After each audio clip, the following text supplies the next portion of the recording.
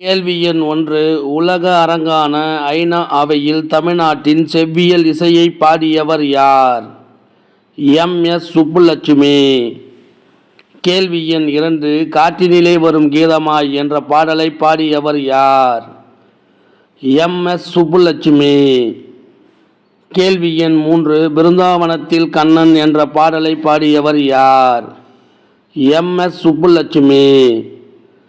கேள்வி எண் 4. இசைப்பேரரசி என்று நேருவால் அழைக்கப்பட்டவர் யார்? எம்.எஸ். சுப்புலட்சுமி.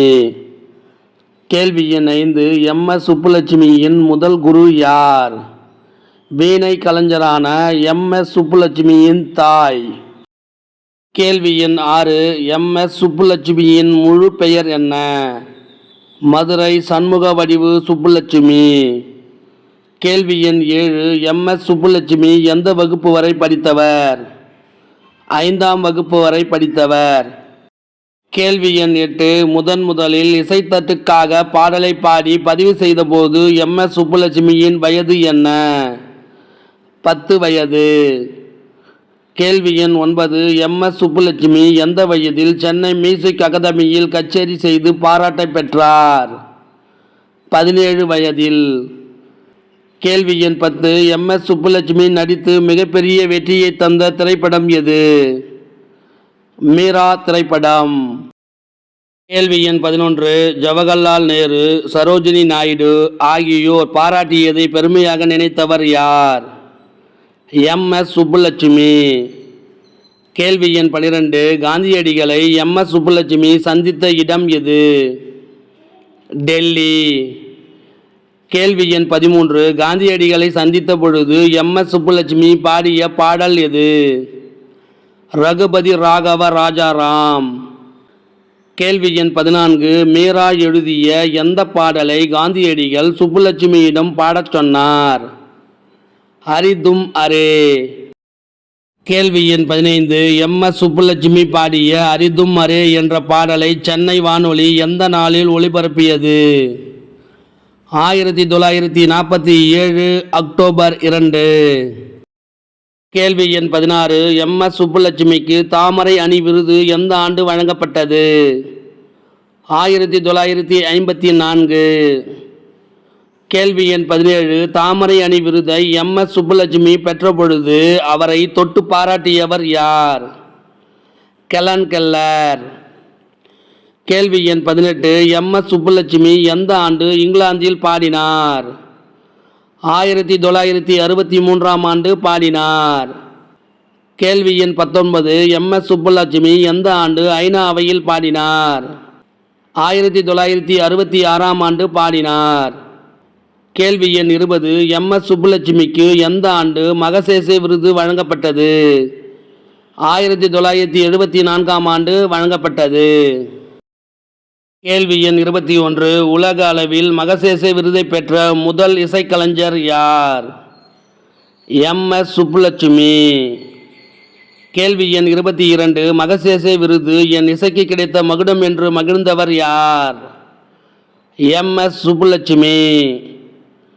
கேள்வி எண் 23. மகசேசே விருது எந்த பரிசுக்கு இணையானது? நோபல் பரிசு. கேள்வி எண் 24. இந்தியாவின் மிகப்பெரிய விருதான பாரத ரத்னா விருது எம்.எஸ். சுப்புலட்சுமிக்கு எந்த ஆண்டு வழங்கப்பட்டது? 1998ஆம் ஆண்டு வழங்கப்பட்டது. கேள்வி எண் 25. குறையொன்றும் இல்லை மறைமூர்த்தி கண்ணா என்ற பாடலை பாடியவர் யார்? எம்.எஸ். சுப்புலட்சுமி. கேள்வி எண் 26. ஒரு பெண் நினைத்தால் முயன்றால் முன்னேறலாம், வெல்லலாம், நீங்களும் முயலுங்கள், முன்னேறுங்கள், வெல்லுங்கள் என்று கூறியவர் யார்? எம்.எஸ். சுப்புலட்சுமி. கேள்வி எண் 27. பொதுவெளியில் நடனம் ஆடுவது தண்டனைக்குரிய குற்றம் என்ற சட்டம் நடைமுறையில் இருந்த காலத்தில் நடன வாய்வை தொடங்கியவர் யார்? பால சரஸ்வதி. கேள்வி எண் 28. பால சரஸ்வதி எந்த வயதில் முதலாக காஞ்சிபுரத்தில் பரதநாட்டிய அரங்கேற்றத்திற்காக மேடை ஏறினார்? 7 வயதில். கேள்வி எண் 29. இந்திய அரசின் தாமரை செவ்வணி விருதை பெற்றவர் யார்? பால சரஸ்வதி. கேள்வி எண் 30. நாட்டியம் ஆடுவது கீழ்மையானது என்ற எண்ணம் பரவலாக இருந்து வந்த நிலையை மாற்றியவர் யார்? பால சரஸ்வதி.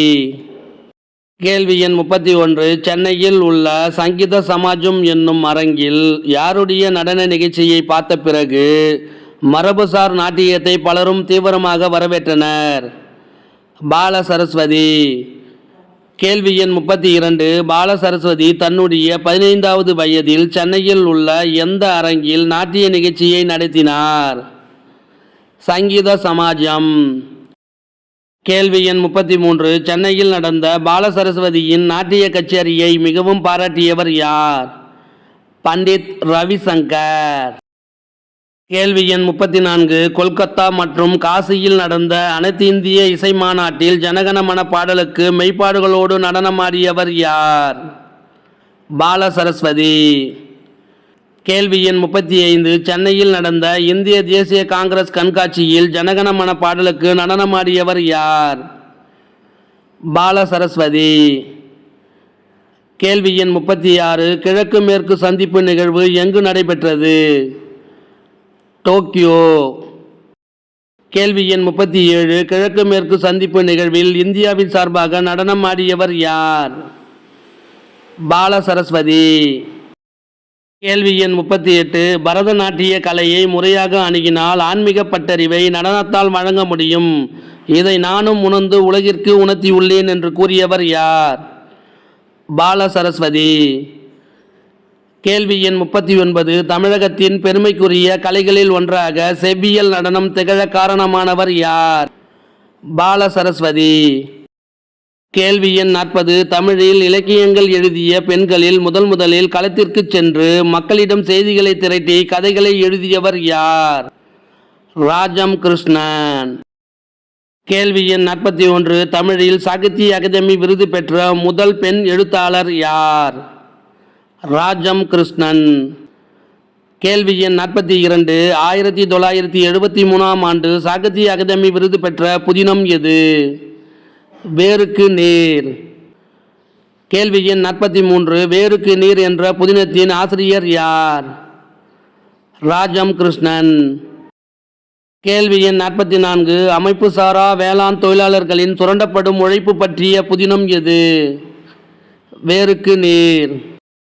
கேள்வி எண் 45. அனைவராலும் பாராட்டப்பட்ட பாஞ்சாலி சபதம் பாடிய பாரதி என்னும் பாரதியின் வரலாற்று புதினத்தை எழுதியவர் யார்? ராஜம் கிருஷ்ணன். கேள்வி எண் 46. கரிப்பு மணிகள் என்ற புதினத்தின் ஆசிரியர் யார்? ராஜம் கிருஷ்ணன். கேள்வி எண் 47. கரிப்பு மணிகள் என்ற புதினத்தில் யாருடைய வாழ்க்கை பற்றிய குறிப்புகள் காணப்படுகிறது? தூத்துக்குடி உப்பால தொழிலாளர்கள். கேள்வி எண் 48. சேற்றில் மனிதர்கள் என்ற புதினத்தை எழுதியவர் யார்? ராஜம் கிருஷ்ணன். கேள்வி எண் 49. சேற்றில் மனிதர்கள் என்ற புதினத்தில் யாருடைய வாழ்க்கை பற்றிய குறிப்புகள் காணப்படுகிறது? அமைப்பு சாரா வேளாண் தொழிலாளர்களின் சுரண்டப்படும் உழைப்பு. கேள்வி எண் 50. குறிஞ்சித்தேன் என்ற புதினத்தின் ஆசிரியர் யார்? ராஜம் கிருஷ்ணன். கேள்வி எண் 51. நீலகிரி படுகர் இன மக்களின் வாழ்வியல் மாற்றங்களை குறித்து கூறும் புதினம் எது? குறிஞ்சித்தேன். கேள்வி எண் 52. அலைவாய் கரையில் என்ற புதினத்தின் ஆசிரியர் யார்? ராஜம் கிருஷ்ணன். கேள்வி எண் 53. கடலோர மீனவர் வாழ்வின் சிக்கல்களை பற்றி பேசும் புதினம் எது? அலைவாய் கரையில். கேள்வி எண் 54. கூட்டு குஞ்சுகள் என்ற புதினத்தின் ஆசிரியர் யார்? ராஜம் கிருஷ்ணன். கேள்வி எண் 55. தீப்பெட்டி தொழிலில் பணிபுரியும் குழந்தைகளின் சுவாகத்தை பற்றி கூறும் புதினம் எது? கூட்டு குஞ்சுகள். கேள்வி எண் 56. மதுரையின் முதல் பட்டதாரி பெண் என்ற சிறப்பை பெற்றவர் யார்? கிருஷ்ணம்மாள் ஜெகநாதன். கேள்வி எண் 57. கல்லூரி பருவத்தில் காந்திய சிந்தனையில் கவரப்பட்டு அவருடைய சர்வோதய இயக்கத்தில் களப்பணி ஆற்றியவர் யார்?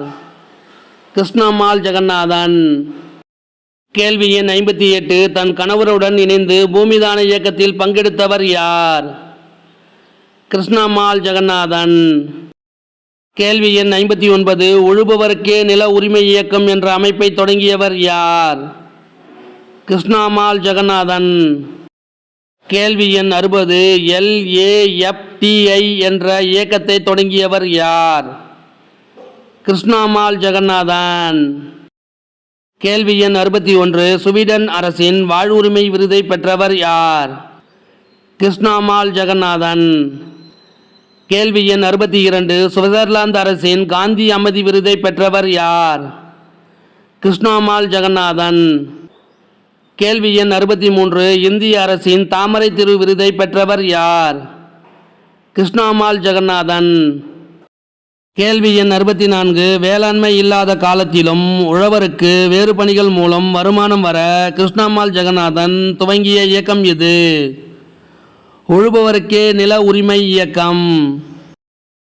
கேள்வி எண் 65. உங்களுடைய ஆற்றலை நீங்கள் உணருங்கள், உங்களால் எதையும் சாதிக்க இயலும் என்று கூறியவர் யார்? கிருஷ்ணாமால் ஜெகநாதன். கேள்வி எண் 66. காந்தியடிகள் மற்றும் வினோபாபாவே உடன் பணியாற்றியவர் யார்? கிருஷ்ணாமால் ஜெகநாதன். கேள்வி எண் 67. மதுரை சின்னப்பிள்ளை அம்மாள் உருவாக்கிய குழுவின் பெயர் என்ன? களஞ்சியம். கேள்வி எண் 68. மதுரை சின்னப்பிள்ளைக்கு ஸ்திரீ சக்தி புரஸ்கார் விருதை வழங்கியவர் யார்? மாண்புமிகு வாஜ்பாய். கேள்வி எண் 69.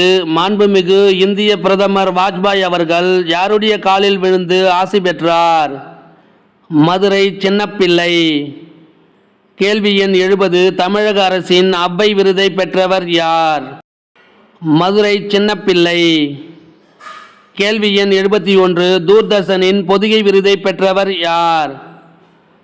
மதுரை சின்னப்பிள்ளை. கேள்வி எண் 72. தாமரை திரு விருதை பெற்று தமிழகத்திற்கு பெருமை சேர்த்தவர் யார்? மதுரை சின்னப்பிள்ளை. இந்த வினாவிடை உங்களுக்கு பிடிச்சிருந்தா சின்னதாக ஒரு லைக் பண்ண மறக்காதீங்க. தேங்க்யூ.